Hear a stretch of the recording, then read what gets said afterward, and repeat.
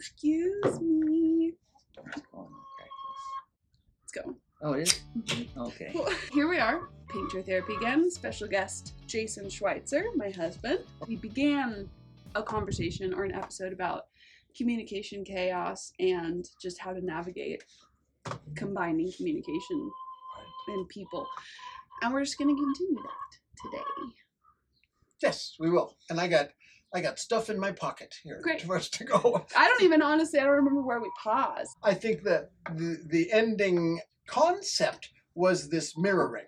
How do we get past the various levels and what we're feeling versus what we know, etc. And so we had this tool that I laid on the table that was just ponder this. Just play with this idea that when you're talking, I need to focus on what you're saying, because when you're done, I'm just going to find out if I heard you correctly. And if I didn't hear you correctly, that's good news. That's not bad, because now I got this tool to clarify. Mm-hmm. So when we move on to the next part of the conversation, we're in step. That's what we were talking about. I mean, even just, sorry to just derail it 2 seconds in, but that's a pretty hard thing to do. I think you and I have a pretty, I'm not going to say easy time communicating, but problem solving wise, we're pretty good at problem solving through communication. We do communicate differently, and we do have miscommunications, obviously. Yeah. But even when we're misunderstanding each other, or when I feel misunderstood, mm-hmm. I know myself, and I know it would be very hard for me to be actively listening to him without already like preparing my what I'm your script, like your defense. What you just said already triggered something in my defenses or my whatever. So now I'm preparing my rebuttal, passively. Yeah. And I'm not thinking about, do I understand you? Because I heard you. Right. And so I'm already thinking about getting you to understand me. So in like a heated moment, I could see it being really difficult, at least for myself, to pause enough or to remove myself enough to just think about, Absolutely. Am I understanding what you're saying? And I think our last session, you did a great job of demonstrating that, because I was intervening and I was talking about mirroring. I'm thinking, I was perfect. Couldn't have done it better. No, stop that, or whatever it is you said. I'm thinking, yes, this is what it looks like in real life. I don't want to. I just want to be understood. Yeah. So let me get this out, which is perfect, because that is what we all do. That's why it takes time, and it is a process to learn it. It's a skill, and so yeah, I'm thinking you're describing that little piece perfectly. Mm-hmm. That's where we could see it most clearly. So I appreciate it. That was great reaction.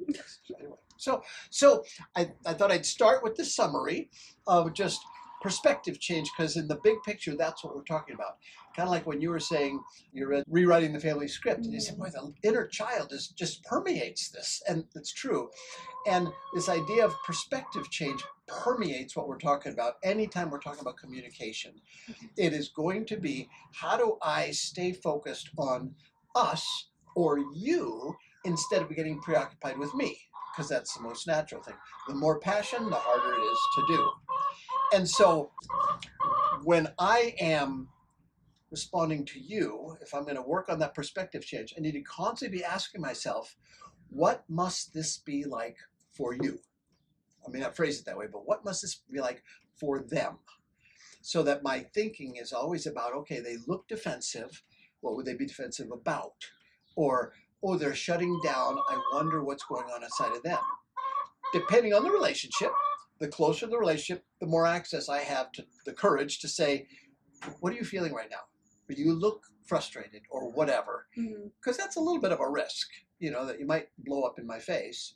On the other hand, it then helps me stay focused on what's going on with you, rather than trying to get you to be interested in what's going on inside of me, because that's helpless. And me understanding you, I'm not helpless at all. I just got to develop tools. Are you with me? So that when you're talking, I'm not thinking about they just said something that was incorrect that I need to make sure I correct. That's going to get me off track. They need to understand me. Okay, there's nothing wrong with that, except it's not going to get me where I want to go. It's going to increase defensiveness and decrease closeness and understanding. So that's the principle we're going with. Okay. All right? Yeah. Okay.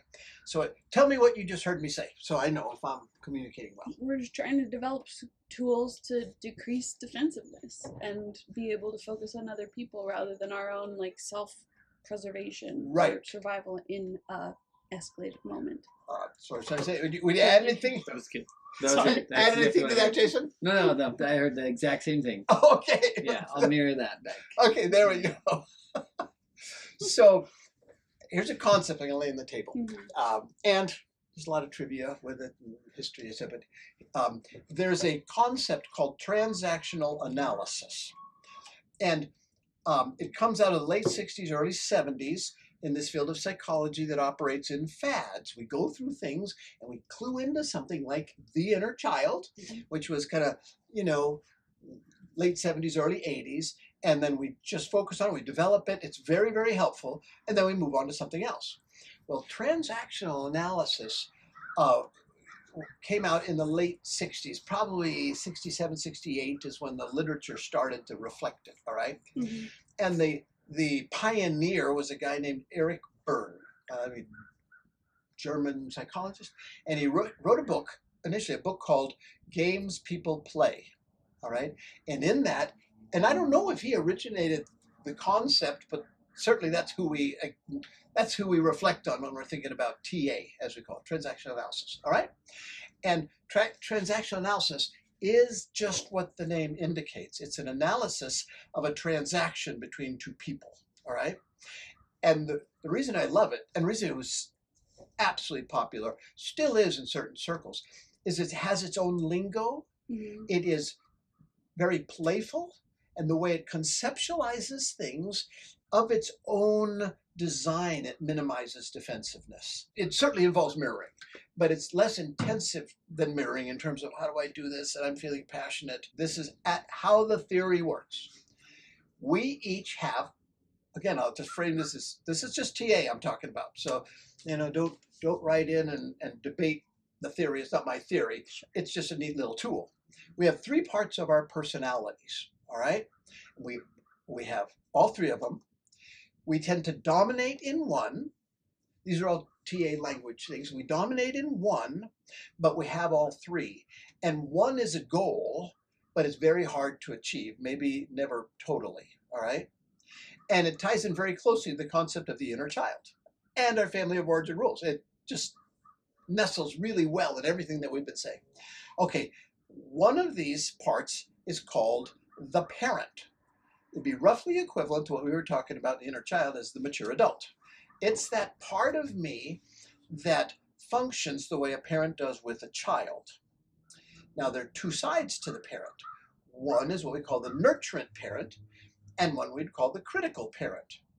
Kind of self-explanatory. That nurturant, I always want I want everybody to feel good. I want to soothe them. I want to make their life work well.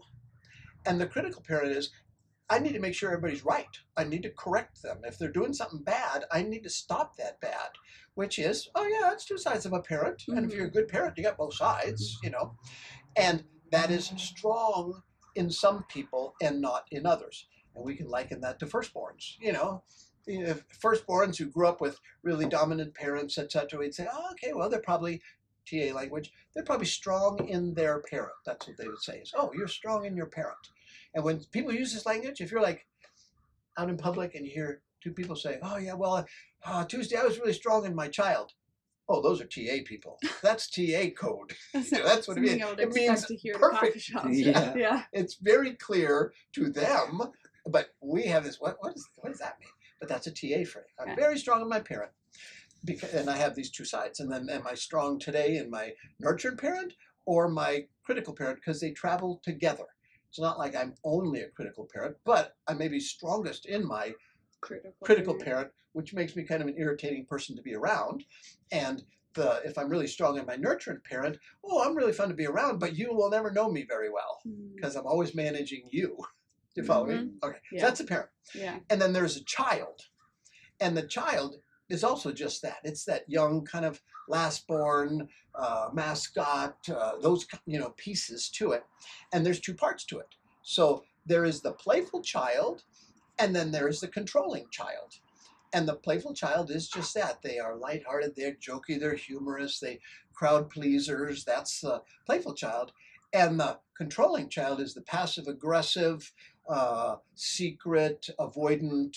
And in each of those, I also am trying to manage you.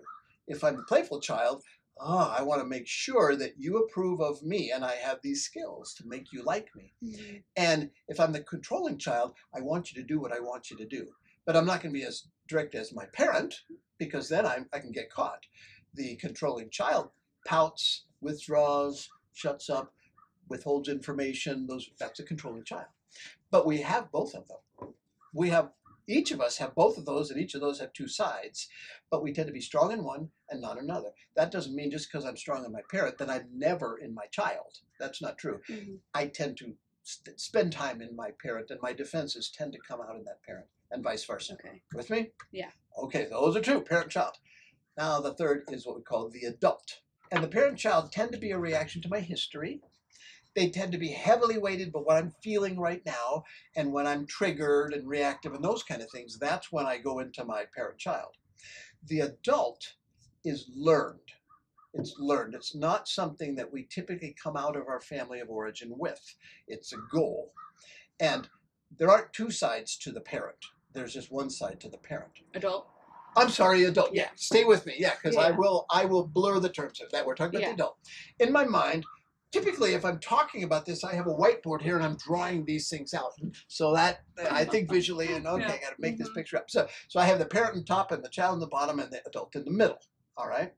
Now, that adult, it's learned. It is the part of us that collaborates. It's the part of us who can mirror and remember to mirror.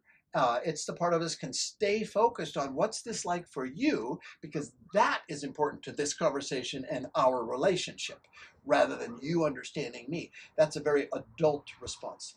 Oh, it sounds like you're feeling this. Did I understand that you were meaning this? That's an adult phraseology. So it's just the learned. It's like it's the rational side of yourself. It's when you're detached from like some sort of reactive something. The wise sage.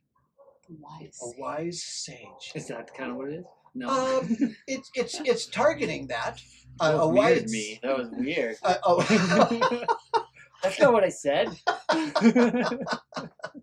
A wise sage is maybe the ultimate conclusion for the adult. It's like the adult. Yeah. It's like the real. Here's a quick summary in terms of episodes that we have done really from the beginning. The conclusion of every one of those is a form of the TA adult. Okay. It's the target. It's the goal. Right. Okay. Yeah. But it's not easy, not natural, and we tend to default to whatever we are strong in. So you with me?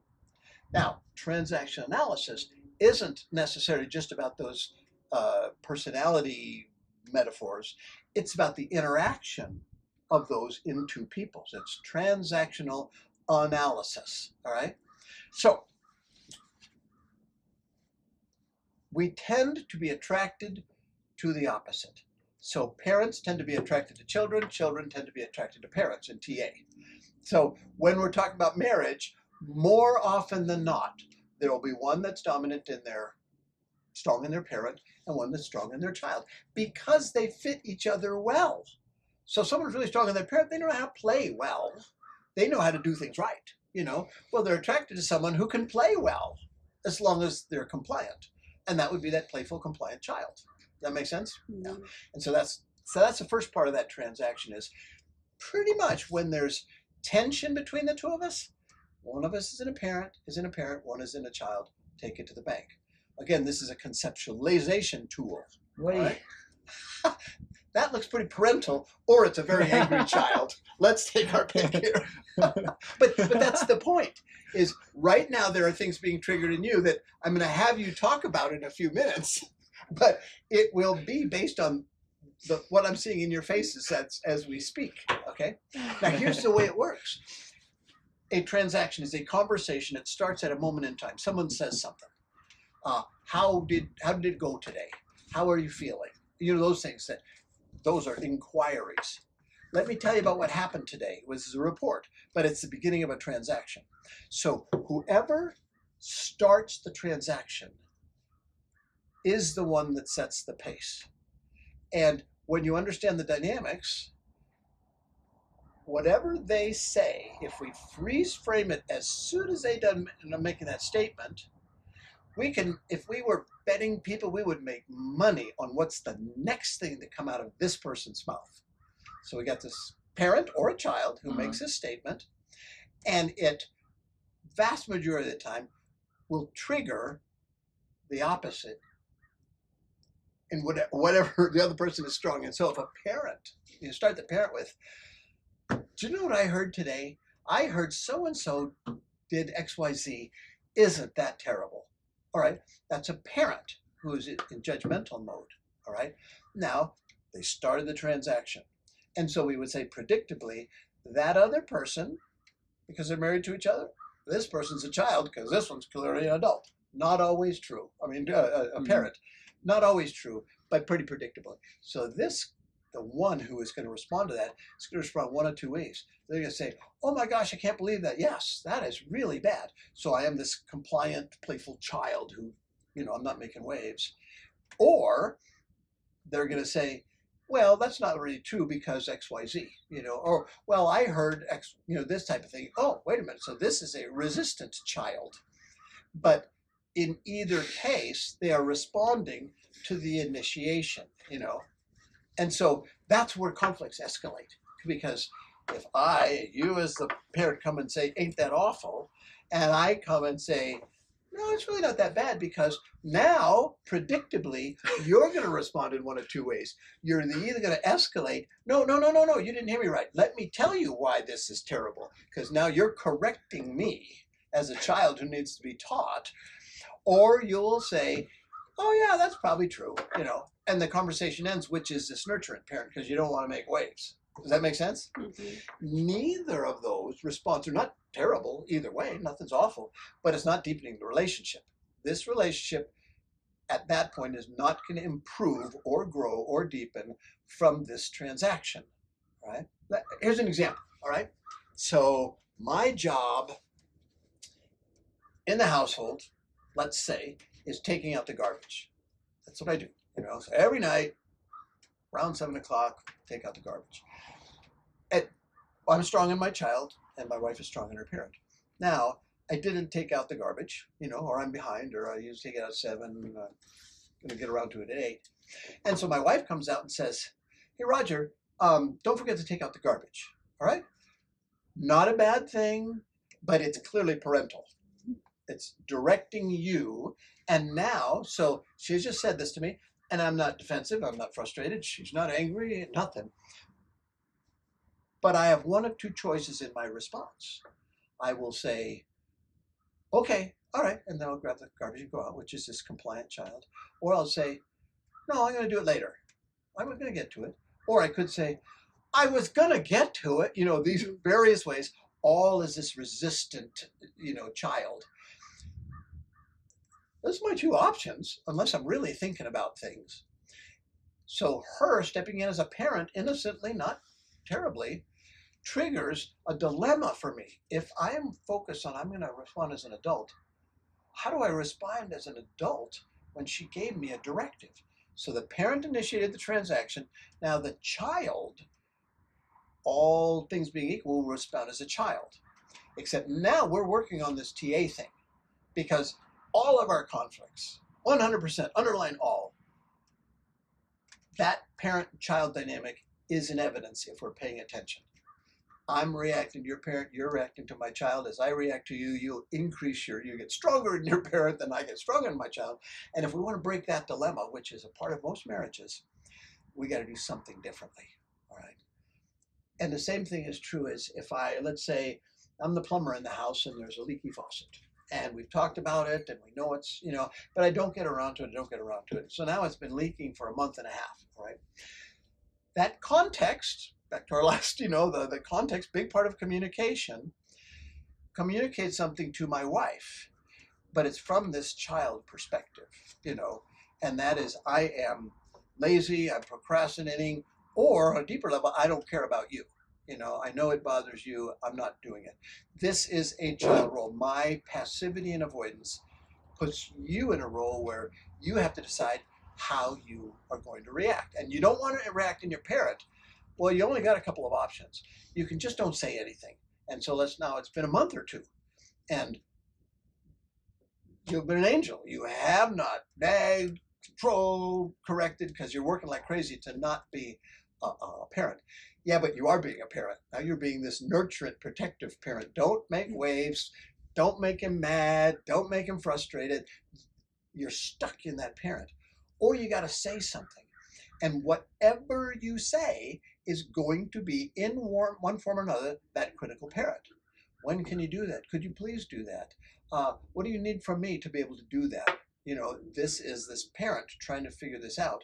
So at that point, example, none of us are naturally in our adults. If I'm going to somehow address the fact that you just told me to take out the garbage, I need a skill. I need some tools. And that's what TA is about. So how would I, if my wife said, you need to take out the garbage, and I don't want to respond in my child, how am I going to do that?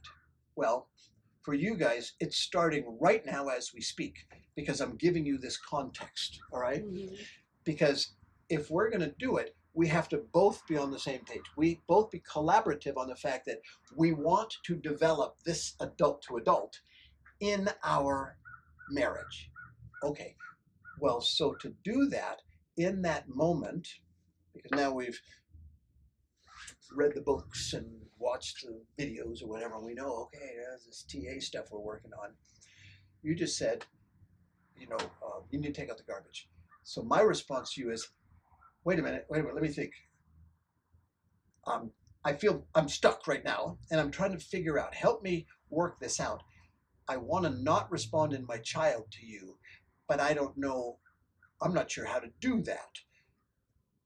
I don't want to just take the garbage out because I'm being a child, and I don't want to procrastinate because I'm being a child, and I don't want to project it back on you because I'm being a child.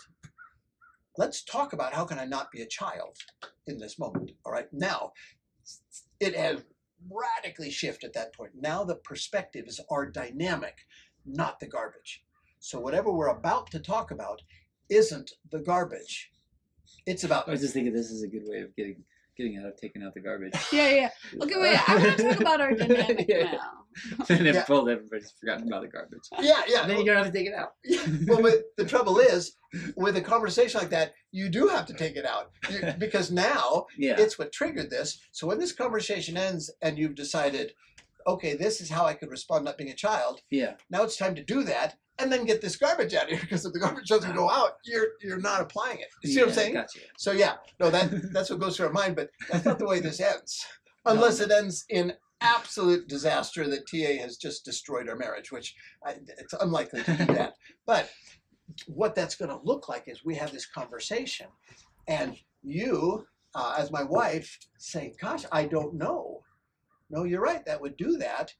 And for me, the garbage is smelling, so I got a problem. I want the garbage out. I don't know how you would, and we kibbutz on it, The kibbutzing is the goal. That interaction is the goal, because that's where the change in dynamic will come from. So whatever we decide, as long as we both decide it by conversation, that is success. And that's the point of transactional analysis. It's not about closure and conclusion. It's about changing the dynamic between the two of us. Now, if we do that fairly regularly, our perspective is beginning to change. Because then, when I feel offended or I'm contemplating an interaction, my mind will be trained to go to, what can I think of that I did to trigger that child or that parent? Oh, well, I waited 2 days to take out the garbage. Oh, okay. Now we're thinking about the dynamic more than we're thinking about the garbage. No wonder she has been trying not to irritate me for 2 days. Well, I got to give her kudos for that. How am I going to do that? Well, one way I can do that eventually is saying, honey, I just want to thank you. 2 days. You should have been nagging me 2 days ago, and you haven't. So I got to say, you are really demonstrating strength in your adult. Okay, so now I'm thinking my adult response is, I'm going to take out the garbage. Maybe I put too many words to it. And I'm not looking for praise. I'm not looking for reward. I'm not looking for an attaboy. I'm just taking out the garbage. But I want you to know, I recognize that's labor on your part. And you are in your adult, and now I'm processing becoming an adult. And me being an adult, to a large degree, is dependent on you not being in your parent that triggers my child. I'm always responsible for my own response. But that's where that dynamic change starts to be practical as opposed to just analytical. So now, summarize for me what you guys hear me saying. Well, can I ask a question first? Yeah, absolutely. When the person doesn't ask to take the trash out for 2 days, what's the difference between that and being a nurturing parent? Like ignoring it. No, I think it is being a nurturing parent. So if we just take the same dynamic, only put it on my wife, she comes to me and says, you know, I'm really stuck right now. All right. Okay. I'm trying to stay out of my parent, but I'm not sure how. So can you help me with this? Can we talk about this? You know, okay, because now we're talking about my parent that's causing a problem. So the garbage has been there for 2 days, and I know you're aware of it, and I know I'm aware of it. And so I am really tempted to tell you to take out the garbage, or politely try to not hurt your feelings or somehow dance around it, which is either in that, you know, controlling dominant parent, or it's in the, you know, the passive nurturing parent. I'm not sure how to approach you. How can I address that garbage in my adult? So now I'm not condemning you. I'm not criticizing you. We're not talking about the garbage, and we're not talking about the fact that you haven't put it on. So if you say, I'm going to get to it, I know you're going to get to it. That's not what I'm talking about. I'm talking about, how do I get unstuck? I don't know how to address this in you without going to my old pattern of being, and when we're both working on TA, now that begins to soften this whole thing. I don't know, because if you pat me on the back and say, you are always so good at taking out the garbage, well, that's a setup, you know, because what you're really saying is, I need to figure out how to get you to take out the garbage without you reacting, which is this nurturing parent. And so now we have this dialogue. But back to your question, that's just the other side of it. Because yeah, if she has been going 2 days, she is in her dominant parent, which it might be kind, you might like the feel of it. It's not going to help this relationship improve, you know, because it'll get me back in my child. So that's the dilemma. But what I'm trying to implant is that perspective change, that it is the dynamic that changes the life of our relationship, not the data that's on the table right now. Yeah. It seems like the whole thing is just, you know, like there's a board game, everybody's playing the game against each other, and then there's us against the game. Right. And it's kind of just like, it's like taking the game of life. Yeah. And we're 2 players in it, and we're kind of doing our things. But instead it's changing the game to say, let's talk about that dynamic, and now all of a sudden we're on a team. And just transcended the game. The opponent is the game. Right. Rather than... That's well said. Rather than us as 2 players playing the game, not against each other, but, you know, playing the game opposing each other. Right. And now we're playing the game together. Let's take that metaphor of the game, and I'm going to throw a wrench in the works, a little one. Mm-hmm. So your point was, okay, we'll play this game. Hey, let's you and I focus on our dynamic. That's a parent. And that puts him, because you are beginning that would mean if I proposed it that way, like let's play the game together. But that's just what's happening. Well, whether it's a game or not, if what you propose is let's focus on our dynamic, there's nothing wrong with that, but it is part of the role. So let's say if you guys get really good at your TA. Yeah, no, I'm not saying you shouldn't say it. I'm just saying if you're getting really good at it, then you say, let's focus on our dynamic for a minute, and then Jason will say, oh, I just went into my child. But I don't, like, you're not going to go and say, like, hey, let's talk about our dynamic. You're going to say, I'm trapped in my parent and I don't know what to do. Exactly. But yes. the unwritten message of that is, I don't want to talk about what's going on. I want to talk about our dynamic. I'm Right. stuck in my parent. Yeah. Now we're on the same team. Yes. Depending on his next response. I mean, yeah. He can say, "Get off my back, leave me alone." Yeah. All right, he's not heading for the adult here. Yeah. Or he can say, "Well, whatever you want, just tell me what you want me to do." He's not heading for his adult here. Yeah. That kind of thing. Mm-hmm. But it's the awareness of that very thing. Because you say, "Hey, listen, I'm stuck with my parent. Can you help me?" He says, "Just tell me what you want me to do." Then you can say, "Oh man, my parent just went from here to here. Oh, now I feel really bad. I feel this shame that I'm putting you in this corner." And that's that nurturing parent. And so as long as we can do it with a little touch of humor, just a little lightness to it, then we become less adversarial. And in my mind, one of the beauties of TA is it is anti-adversarial. Mm-hmm. It is, by its very nature, if we're working on it, it is collaborative about conflict. Yeah. So these are loaded things that we have these habits and we escalate, and our goal is to no longer escalate. And TA covers a lot of bases. Changing my perspective, calming down on my, my behavior. It fits very well into mirroring, oh, you're and your parent. Let me tell you what I heard you say. Make sure that I'm tracking with you. You're and your parent, and it's because of this, this, and this. So here's this garbage, and you're stuck in your parent, and I hear you saying you're really working hard to get into that adult. Am I with you? It fits mirroring very well. So it checks a lot of boxes on the things we've talked about at the application level. Mm-hmm. What does it look like to apply these unwritten rules or these roles or the inner child that we have been processing in real life, real time, in a real relationship with a real conflict? So this is where the application comes in. Mm-hmm. And so if you or anybody, our listenership wants to do some studying on TA, the first book was one called Games People Play, and it's very cool because each of the dynamics that are predictable, and he talks about a game is the transaction. It is a ritualized transaction. I say do it, and you say no. That's a game. I say, I need to take out the garbage, and you say, yes, but I'm doing XYZ. That's a game. And it's a predictable. And where the first book, he describes TA, and then he describes these predictable games, which we all have. Every one of you will recognize these games. Your mom and I, Beth and I, when we were early on in TA was kind of on the table, etc., we came up with names of transactions. And one, it was with all you kids, but it was most evident with Luke, because he was a little strong-willed and he knew what he wanted, etc. Yeah. And the name of the game, because these games have names and you can make them up, mm-hmm. His game was yes, but. Whatever we say, his response is going to be yes, but. Mm-hmm. And we know that we can get compliance, but it's a wrestling match. But his response is going to be some kind of resistance within the socially acceptable, boundaries. We had a game, and I was certainly strong in this game. We called it "and furthermore."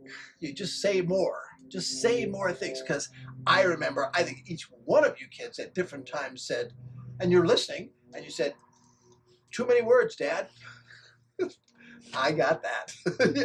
Look, these podcasts probably show some of that. Is that the game is "and furthermore." Oh, I didn't see your face change. I didn't hear something that I'm waiting for. I better say it differently. I better say it more. I better say it bigger, maybe louder, whatever. Mm-hmm. That's a game. And it triggers that parent in me, triggers the child in you to play yes, but when I am saying "and furthermore." And when I'm playing and furthermore, that's yes, but can keep me going forever because mm-hmm. I will have a response to your yes, buts. Mm-hmm. That playfulness is inherent in the TA style. And so that tends to reduce defensiveness, because we can identify with each other. No, I know that child. And that child's in me too. I just tend to be more of a parent more often. So, any loose ends as I say that? No, it makes sense to me. Yes, we're doomed. Yeah. We're all doomed. We're stuck in the parent-child dynamic all the time. Yeah, my mind kept kind of thinking of, because when you call it a game, I think of the movie Hook. I don't know if you've seen that one. Oh, yeah. Yeah, but that's it's got the whole parent-child thing going on. Yes, it does. But at the end of it, they say, that was a great game. And so I just kept thinking about that. But then I was like, I don't know where the adult ties into that movie, but I just kept thinking it's great. I mean, we can play, but we can dissect it too far. But Hook had a great phrase. I have learned to use it in fun situations. And I think he was with Robin on the ship, but they hadn't been sword fighting or anything, just been dialoguing. And his phrase was, well played. That was Hook to him, meaning, okay, you got a point there, you know. And that phrase, well played, is just a great phrase of, even in our parent-child thing, if we're playing with it, I'm going to go back and watch that movie, because I bet you what you're saying is all over the place. Because shoot, the little boys, they didn't want to grow up. They want to stay in their child forever, you know. That whole concept of well played. Oh, listen, I'm trying to stay out of my child. How can I get out of that? And the parent says, well, I have all kinds of ideas, but as soon as I say them, now I'm in my parent. Well played. That's right. So you're stuck, I'm stuck. So if you ask me to take out the trash, and I say yes, then you just say, well played. Well played, child. There you go. That's what we learned. That's not a bad way to go. Yes, dear. Well played. Well played. Yeah, right. Because if what you say is, yes, dear, you're imparting shame, meaning, okay, I'm in my child. Okay, Mom. You can tighten it up by saying, yes, Mom. Well played. I hear my adult. Let me slow down. I hear my child, or, you know, that kind of I just know now for the next week, every day when you take out the trash, I'm going to hear you whisper to yourself on the way out the door. Well played. I'm winning this game. There's no need to transcend it if you're winning. The trouble is, with TA, like in all these things, there's no winning because it's not adversarial. Yeah, but if you stay in the game, you can win. Well, what does the win look like? What does it look like when you are winning the game? How would we even conceptualize Oh, that? yeah, that's true. He's saying, I know what winning is for him. It's staying in his defiant child. Exactly. Winning. Defiant. Well played. I take the trash out. All right, get off my back, Mom. No, I think that's true, because that's the thing. If we're conceptualizing winning and losing, okay, we're misconceptualizing it. There isn't a way to win here. Kind of like mirroring. Well, we were playing with it yesterday when you say, oh, I got to do this right. Right. If you can figure out how to do it right, you're probably not doing it. You know, mirroring, it's good for me to be wrong. For me to reflect something you didn't intend, that's the best scenario. Because now we can clarify it. I learn a little more about you. You learn a little bit about me and why I heard it that way and why you said it that way. But if we always are right on the money with what the other person intended, we're not learning anything. And then I'm thinking, if it's that consistent, somebody's not being honest here, you know. But that's why, in the same thing with this, if our goal is winning or losing, okay, we're not getting it. Because if somebody wins, that means we're stuck in our old dynamic. If what we do is we come out with a sense that we did that well, you know, well played, both of us, that's what a win looks like. But that's about the dynamic, not about the conclusion. It's us against the game. Yeah. Another thing that Hook says, I remember, it's in the book too, but he always is like, basically one thing he's scared of having is bad form. Bad form, yes, right. Yeah. So you want to have good form. Yeah. That's another phrase. The adult is good form. Yeah. Yeah.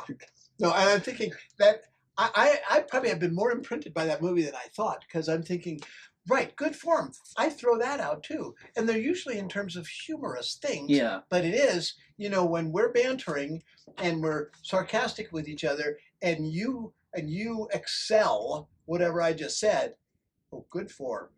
Yeah. Kind of same as well played. Yeah. And if you say something that's clearly shaming, oh, bad form. You know, that kind of thing. That can't be that movie. I've never heard it any other place, you know. Anyway. So with Hook, I'm probably deeply in my child. Because I identify with those kids. Boy, that's the place to be. Yeah. Okay.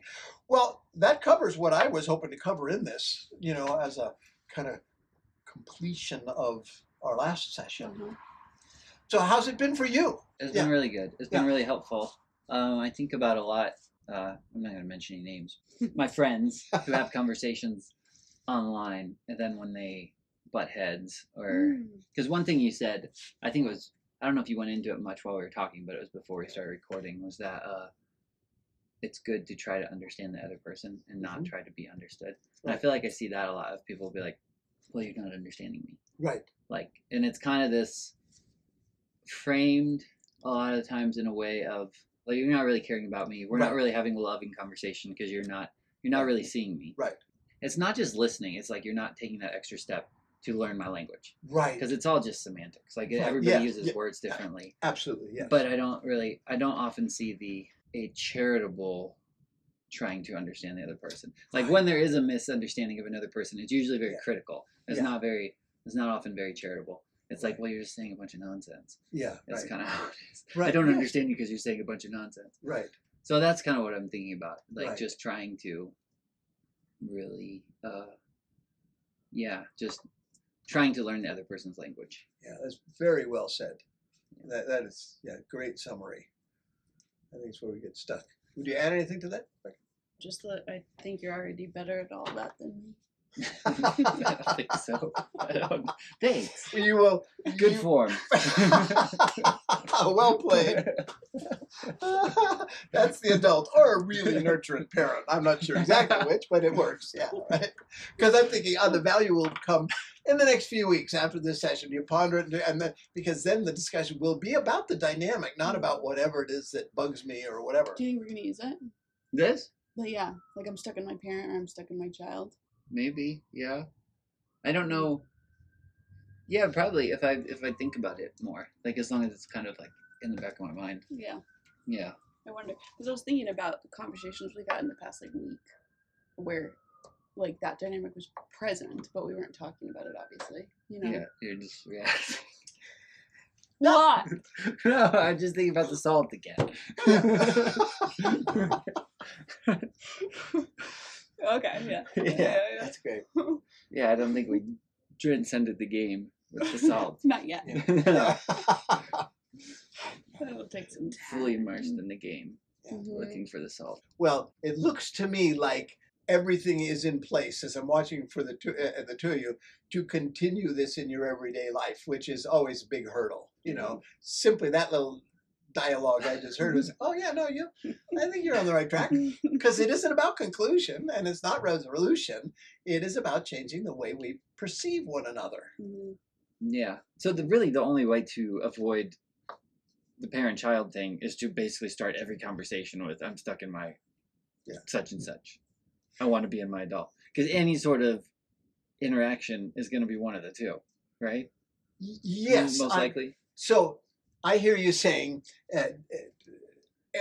regardless of anything else, every time one of us speaks, it's going to be a demonstration of what we're talking about here. That's kind of how it feels. That's how it feels. Yeah. And so my global immediate reaction is, absolutely, that's true. Yeah. Now, let's talk about what that looks like in daily life, because lots of our conversations are trivia.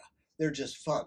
Heard this funny story, saw this thing. Oh, did you see what Desi did this morning? Those kind of things.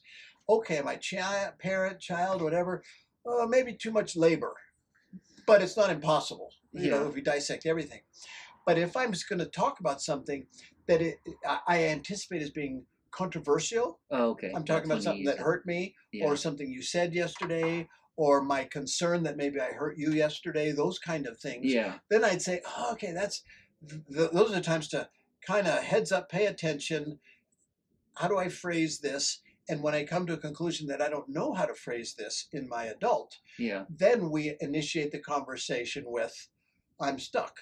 And I'm stuck is very good news. That is just great news, because now I'm of the mindset I want to focus on us rather than react to me. And the more we can conceptualize that, the less escalation is likely when we're trying to work out my honest being stuck in my child and not want to set you up to react as a parent to my child. Let's do this together. Can't do it by myself. I can't figure it out. But between the two of us, we might be able to figure it out. And the figuring it out might be that very conversation that ends with, well, I don't know, but, and here we are, that we're on the same page. I know you're struggling. You are listening to me. The reason you're struggling is because you love me, and I can experience that emotionally. I see that. Okay, not a problem. Yeah. And then you might say, don't worry about the garbage. And he says, it's already out. It's gone. I'm leaving this conversation taking out the garbage. And so you're trying not to be that, but then you end up as kind of nurturing parent. Don't worry about the garbage. Mm-hmm.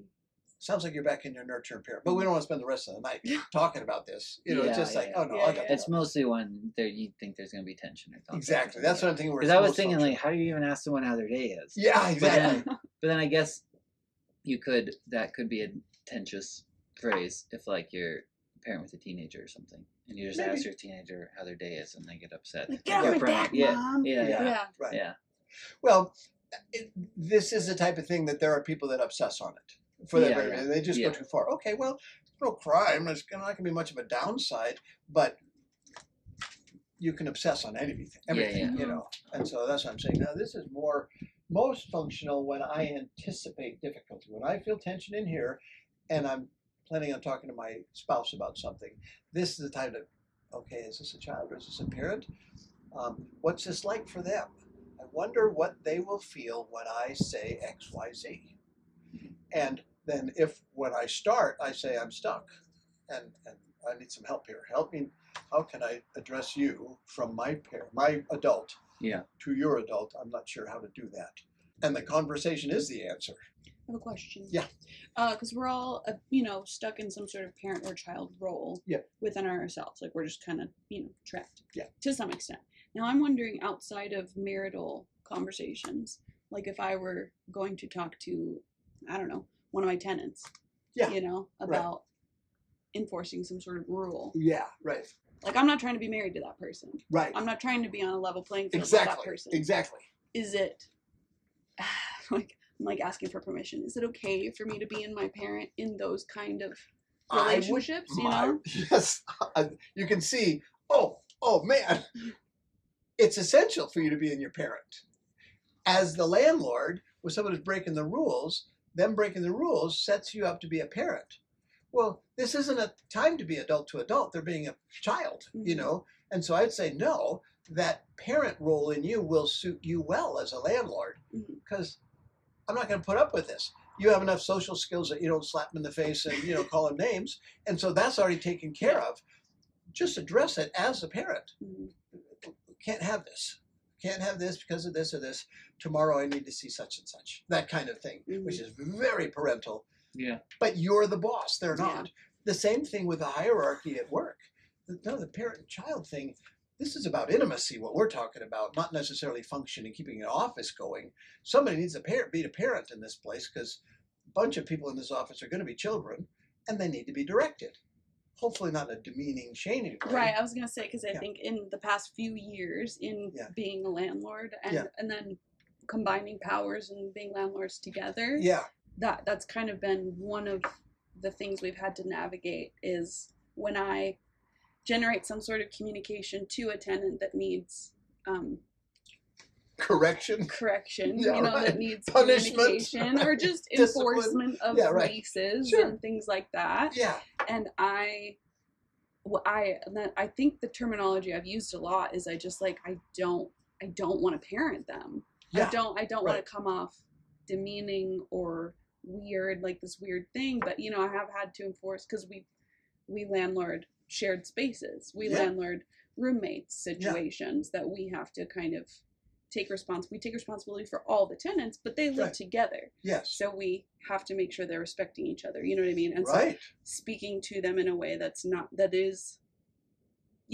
the authority of a landlord, but also I don't want to make you feel like a child. Right. But sometimes the things I have to say, it's very hard to communicate without sounding like a mom. We've used that terminology of like, I've generated communications and he's been like, you kind of sound like a mom, Yeah. Right. And like trying I think some of it's hard is they don't always know the rules. It's not like they're breaking rules. Yeah. It's like they're just living good people. And they don't know the rules. Yeah. And so when you're having, or even if there are rules, like in the lease, really reads the lease. Reads this legalese, Right. Yeah. So you're kind of like, I don't know that they're first responding as a child, like to get a reaction out of us. They might be doing something that is like They're just something we didn't prefer. Ignorant. Yeah, not, right. not in a They're willful way. defiant. They're just Yeah, they just don't know. Sure. Yeah. And so enforcing or like educating on the so rules. you're kind of in a lot of the scenarios. It's more us that has to initiate the game. Right. Mm-hmm. Yes. They're not. It's not really them. I don't think. Or if they do, they're doing it ignorantly. So, Yeah. So, I guess that would be maybe more the question. Like, how do you approach that? Do you just say? I'm thinking, what you're describing is you're the landlord, and so like I was saying, well, landlord, you are in the parent role, just by definition. But you got to initiate this conversation, and it's about correction. Well, that is a parent job. It's a parent role. Uh-huh. And so then, in answer to that, what do you do? I don't know. Soften the parent as much as you can, but it is a parent. Here's this thing. This needs to happen. This needs to be outcome. But if I'm convinced you're not doing this, you're not my adversary, you're not my enemy. Right. You don't understand. I start with the soft parent that just says, "Oh, just to remind you, in the lease there is X, Y, Z, and when I see this, then we got to do something with that." So that the initial one, it's a parent, but it's a really modified parent, leaning in the nurturant parent and away from the the defiant, controlling parent. Yeah. The third time you're doing it. All right, now we're getting away from ignorance as the explanation to some kind of resistance. And that's where we'd say, okay, well, now you lean a little heavier in that critical parent. Mm-hmm. But you always start with modifying. And that goes back to those levels that we talked about. How, what are they experiencing? How am I communicating that? Okay, well, I'll use these words instead of saying, don't you ever do that again. I will say, well, just want to remind you that, because that's what I'm thinking. That's where we are trying to understand, what is this going to be like for this tenant when I say this? And, that'll make them defensive. What's a better phrase I can use? They're all going to be parental. But is there a way I can say this where I'm not saying, you're a terrible tenant and I really don't like you? Well, there are ways, a little bit of thought, where I can do that. But it's still going to be apparent. Yeah. I was thinking of there's another line in Hook. Yeah. It's before I think they go to Neverland, but when I think they're in the airplane or something. Yeah. And he's sitting next to his son. And his son, I think he's throwing the ball or something against the window. And he's like, when are you going to grow up and stop acting like a child? And he just laughs and says, I am a child. And he keeps throwing the ball or something like that. That's a great line. Yeah. Right. When am I going to grow up? 20 years. Yeah. I got 20 years to work on it. Yeah. That's great. Well, okay, so I think we got a good summary here. Yeah, that's great. Looks like you guys got it. Yeah. All right. I got it. Yeah. Okay. So we will move on next time. Yeah. See you next time.